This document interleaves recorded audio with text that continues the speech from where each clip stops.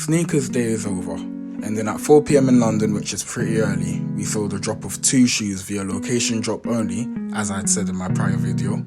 A bit weird that was only one location out of the many potential, but I can't complain. Both were located in East London Spitalfields. The first drop was the Saccai Waffle, once again predicted in my previous video, in which I took an L.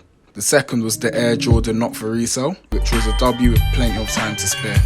But with no online releases, it leaves the question, was Sneakers Day 2019 a disappointment? With those outside of London being unable to cop anything, and only 2 out of a large potential amount of restocks being available.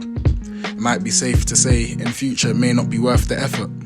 Whilst being grateful for being able to cop my own pair, I feel Sneakers Day is unable to live up to the potential that it had left from last year, where we had seen the likes of the Sean Weatherspoons and the Jordan UNC Off-White.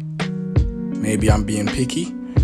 Considering how long the app's been about, you'd expect it to be able to function well. The only reason I wasn't able to cop the Saccai is because once I arrived, while stock was at 11%, the app froze on me. I was unable to scan the area I was at and unable to get a W. Sneakers app is known for being dodgy, and hopefully in future, Sneakers Day 2020 will be a different story altogether. What was your thoughts on the day? Did you secure a W? What did you want to see drop today? This is a brief update from me. Leaving a like would mean the world to me as I attempt to grow my channel. I'll keep you up to date with future fashion, sneaker events and upcoming trends. Keep an abstract sense of mind.